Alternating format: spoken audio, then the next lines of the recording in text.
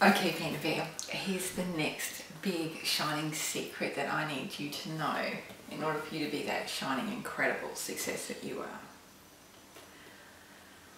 The more that you can nourish yourself, the more that you can incorporate extreme self-care into your life and into your business, the more that you will prosper and your soul will prosper and your life will prosper, your finances will prosper, your business will prosper. And I know that that is so contradictory to what we often think of what it takes to be successful, because we think we just need to be on, productive constantly in order to be a shining success. And this isn't true. You need to incorporate into your life systems to support yourself. So let's talk basics to begin with, and then we'll talk some advanced self-care. But let's cozy in. Let's cozy in together. First, I want you to get enough sleep. Sweetie, it is so important for you to get enough sleep. You are probably not getting enough sleep. Your brain is probably running on empty and you're not even realizing it. When we don't get enough sleep, our brains are foggier, we lack clarity, we are more hormonal, so our energy levels are just and we're more emotional. We're not centered in our beautiful selves when it comes to working and creating our beautiful businesses. So you need to find the time that you should be going to sleep. Now, I experimented. Now, this is how I work. Bear in mind, I'm still a breastfeeding mama of a toddler who still wakes up about 4 times a night. But I make that excuse. Yeah, I was probably still like this before then as well. So I go to sleep at 9:30 every night. And I wake up about 7ish every day. This, for me, is something that you need to play with to work out what amount of hours you need to sleep in order to wake up feeling refreshed. So that when you wake up, your first thought is, oh God, I'm so tired, and your eyes don't feel like giant balls hanging off your head. That sounded really wrong. Okay, let's carry on like we are graceful, okay? Right, you got me. All right, cool. I want you to wake up feeling refreshed, because that's like the biggest thing that will make such a difference to your life, to your happiness, to your emotions, to your adrenals, so you don't get burnt out and exhausted. And it's just a wonderful thing. So work out when you're supposed to go to sleep. 2, have a day every single week where you do not work. This is something that I've had for years, even when I was in a cubicle. I had switch off Sundays where I really dedicated that day to turning off the computer. Some people go as far as not watching any TV or anything like that at all, but I really enjoy watching a movie, so I leave TV in my switch off Sunday. But it's a day where I get to hang out with my family, we go to the beach, or we read, or we play music, or mostly it's me and the Kindle and the sunlit veranda. That's sort of what does it for me. But you need to find a way that you have that beautiful Sabbath every single week where you are re-nourishing yourself and resetting your button. Another system that I have in place is that I have a system of making sure that I get enough nutrients into my system. So whether that means you have your goddess green smoothie every day, or if you make sure you have all your vitamins, make sure you have a salad every single day, make sure you're noticing where your levels are at.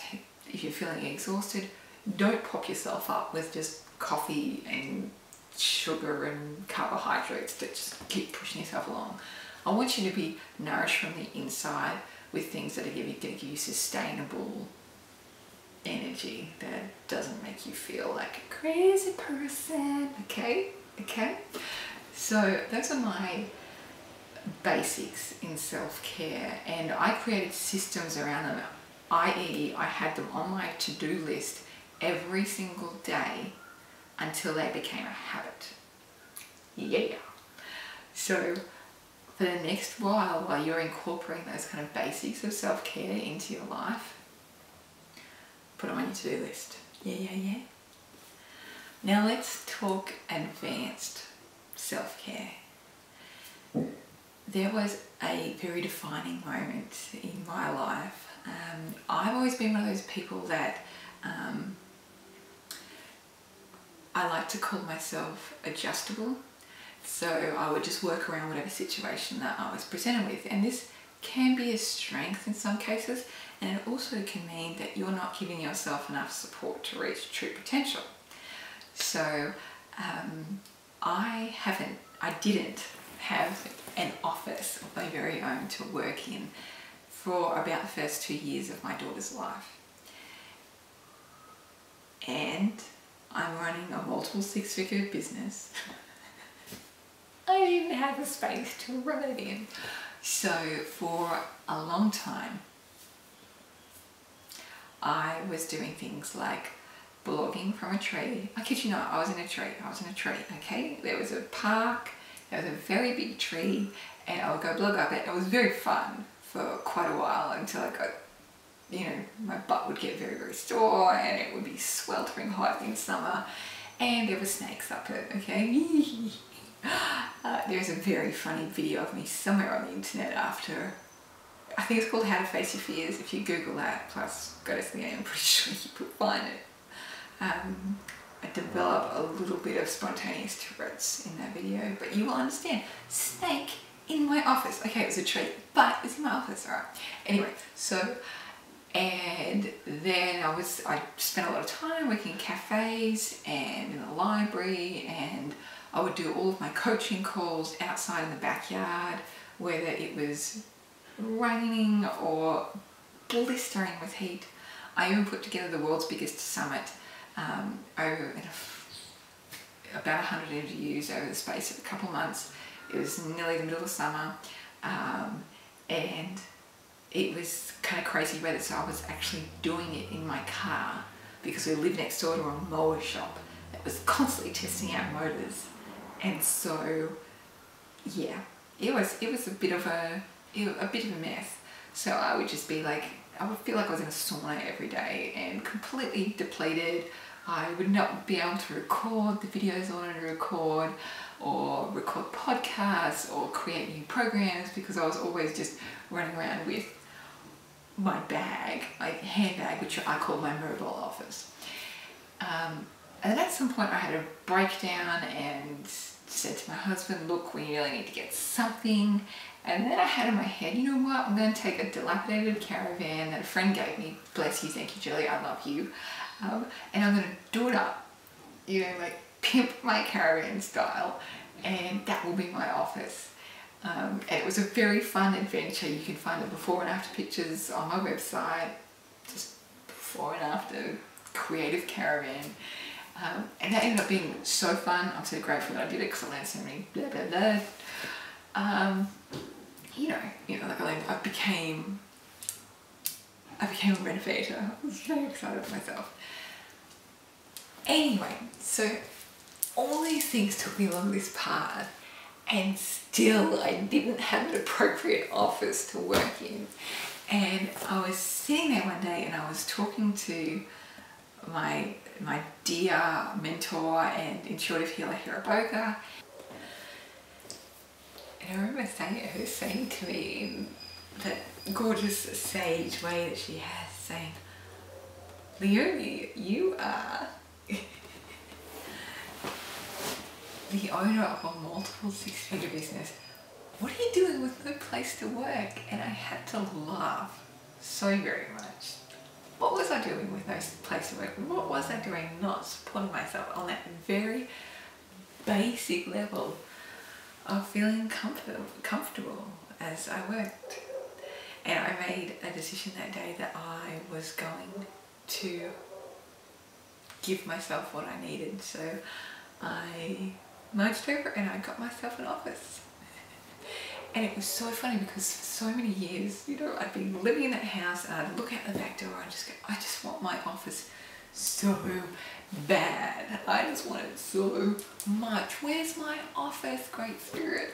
And the office I ended up renting was about 50 meters away from my house. I could literally see it from my back door. And there was a big sign that said office and a big arrow pointing to it. And I was looking for a sign from the universe. There it was. It only took me 18 months to see it, but you know, we all take our sweet time. So it was such a revelation to finally be supported just on that very physical level. And I noticed how my mindset changed when it came to working my business, how happy and healthy I felt working like that. And now I've made it a minimum self-care requirement that every house that we live in from now on will have its own very comfortable office. So I don't know if you, well, you can't, but I'm in my office at the moment in the tree house, and it is beautiful. It's meters big with beautiful wooden floor, and it is just gorgeous and comfortable to be in, very inspiring, looking out over the rainforest. And I know in our next house, again, it was on my list when we went hunting for an extreme house to buy and live in for the next few years.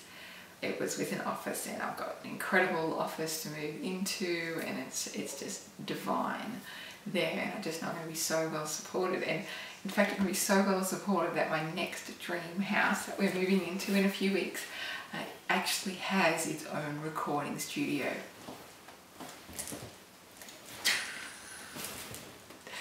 Ultimate support. So I'll be able to create my videos in there, and the sound's going to be and I'll be able to create audio programs in there that will just be such a joy to create, instead of freaking out every time a dog barks. I don't know if you can hear a dog barking, but it chooses every time I make a video to sing his marvelous song. So there we go. We've been talking, this has like been a masterclass in support. We've been talking about the basic levels of self-care and the advanced levels of self-care. Now, other things that I want to share about advanced self-care is actually giving yourself the soul support and the time and the love that you need to do it. I used to do this business all on my own, and always when I took a shift forward to better support myself, it was a leap of faith. So when I first hired my assistant, I remember freaking out, and I was only hiring her for a couple of hours a week.